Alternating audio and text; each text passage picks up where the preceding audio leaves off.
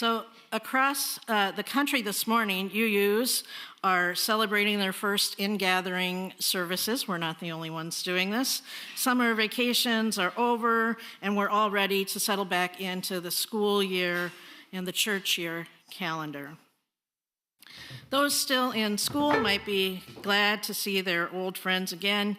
They might be anxious in ways both exciting and challenging to make new friends.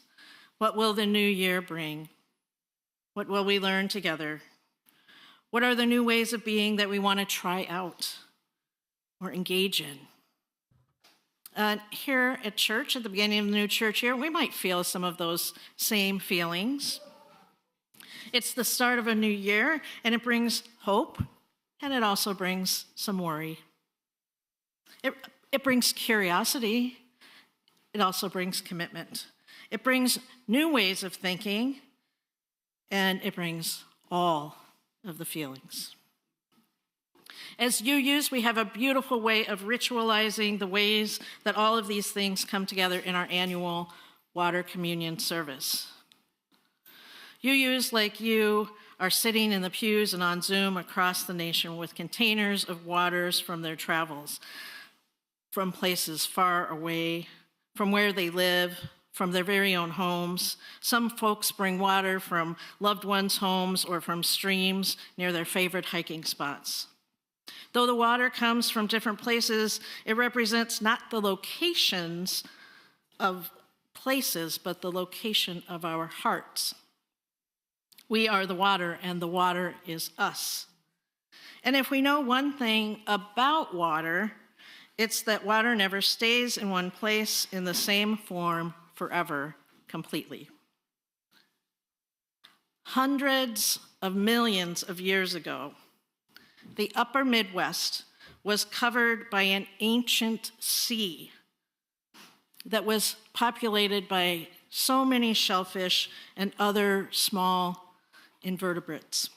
And as they died, their shells and other hard parts in the ocean compacted and fell to the ocean floor. And over thousands of years, the weight of these deposits crushed together and compressed into stone.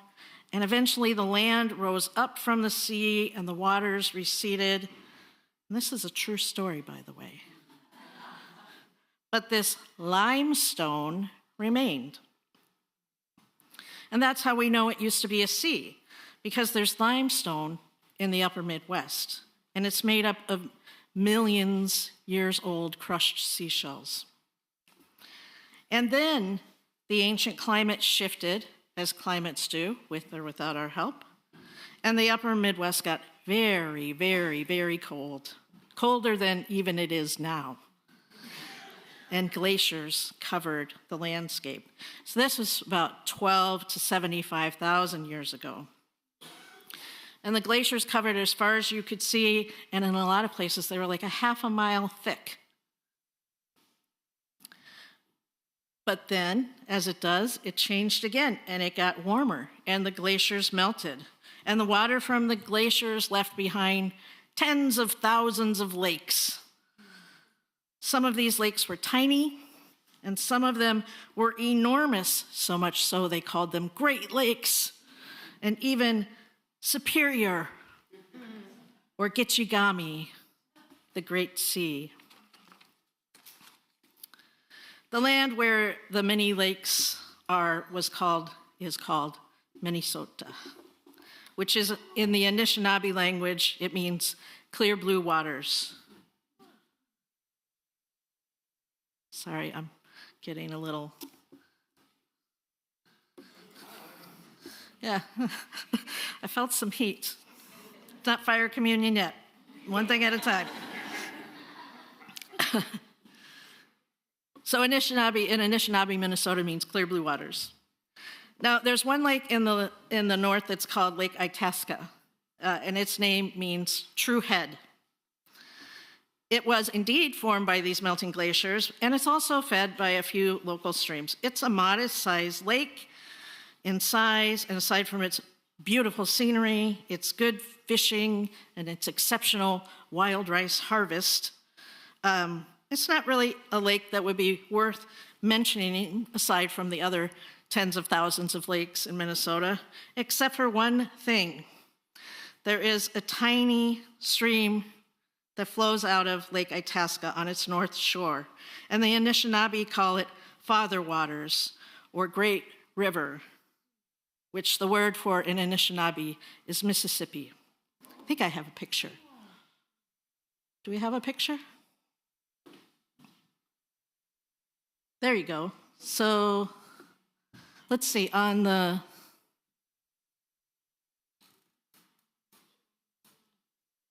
Lake River. Oh, okay.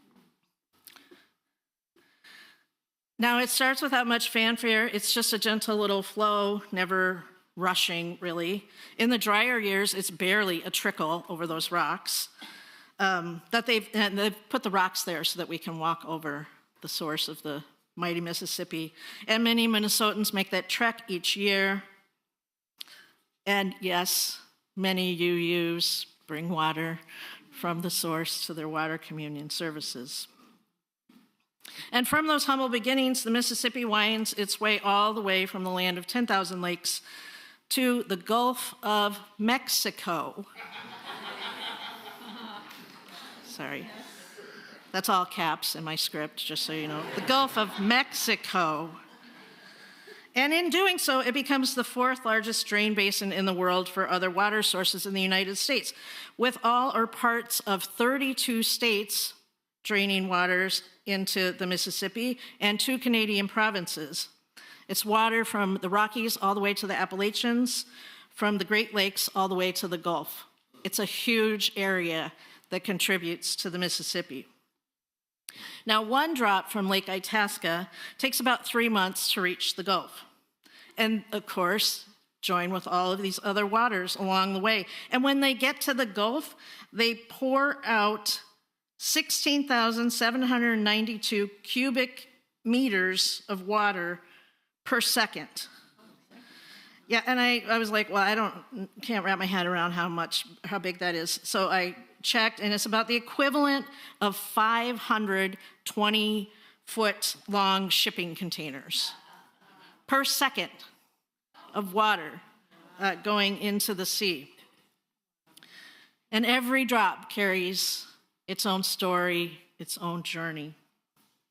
These drops from Itasca may take 90 days to travel the length of the river, but some of them are from ancient seabeds and glaciers that once were. And along the way, they're from groundwater and streams, sources where raindrops fell, which were once so very long ago probably part of water in a sea, in a waterfall, in a pond or a bayou.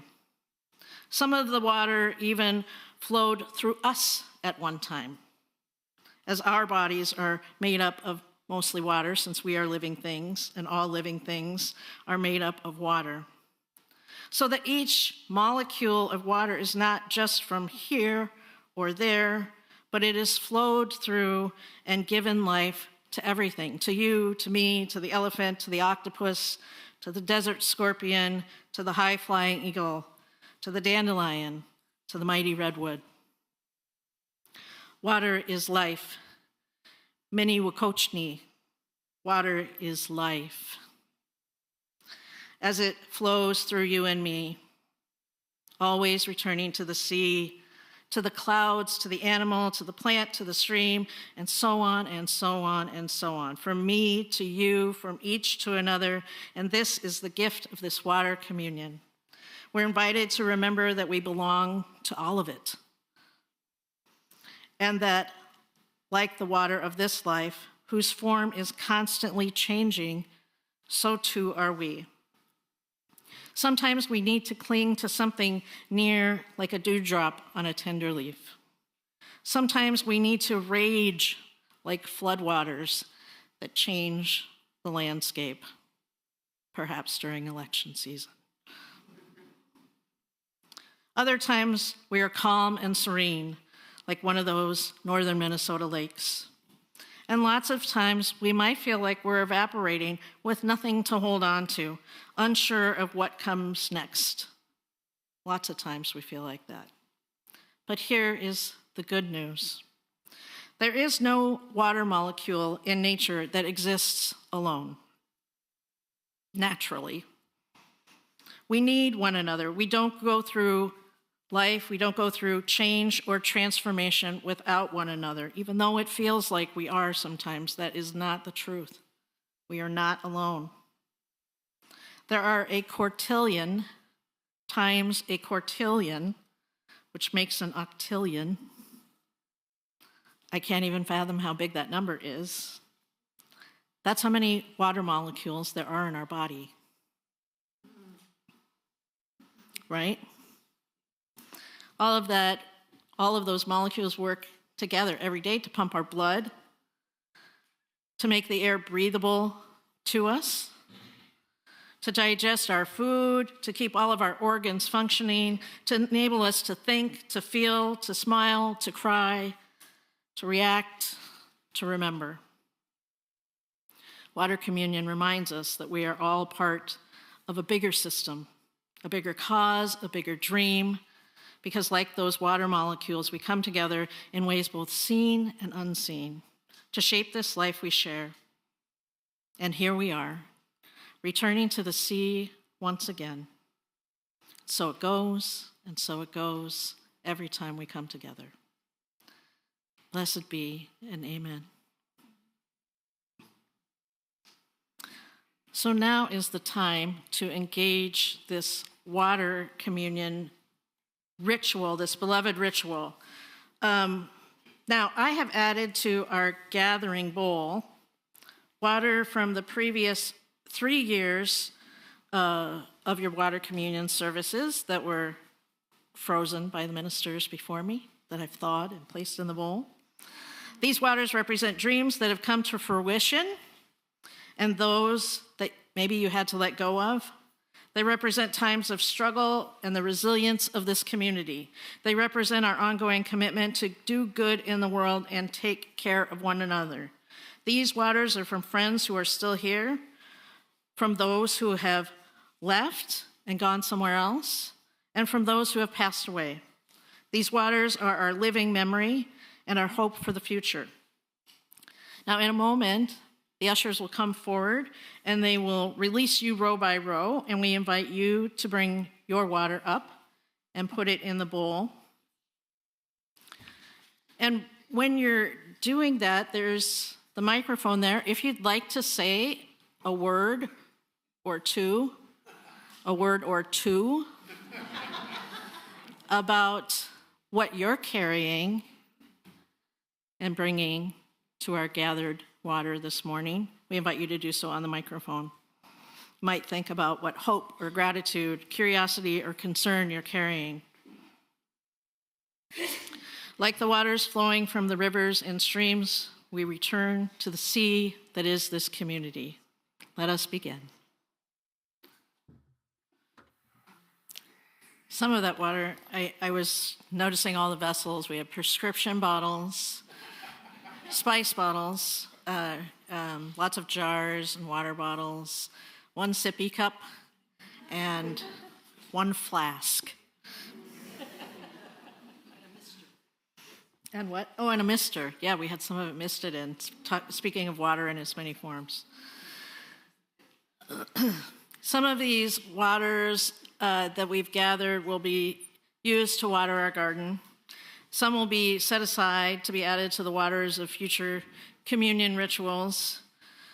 Some of it will be set aside to be used to extinguish the flames of our fire ritual in the winter.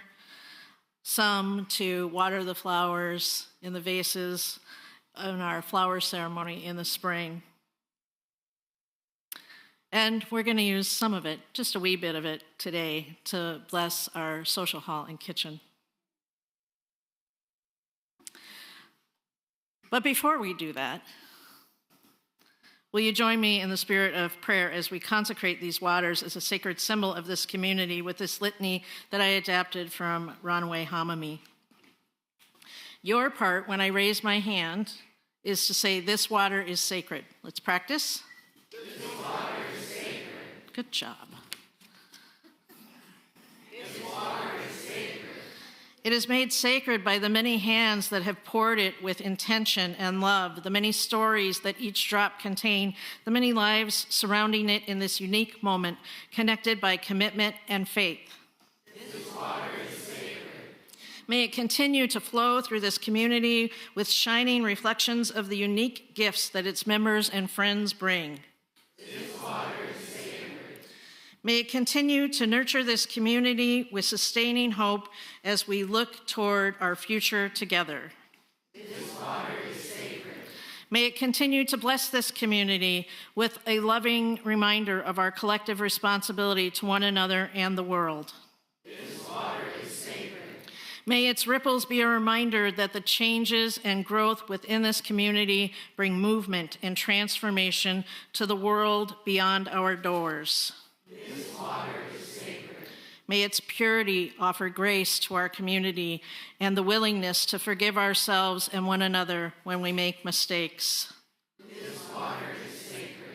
In moments when we are confused or uncertain, may it bring us clarity of purpose and commitment. This water is sacred.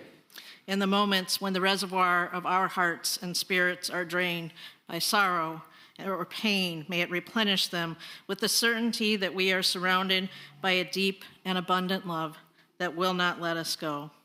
This water is sacred. Blessed be, and amen.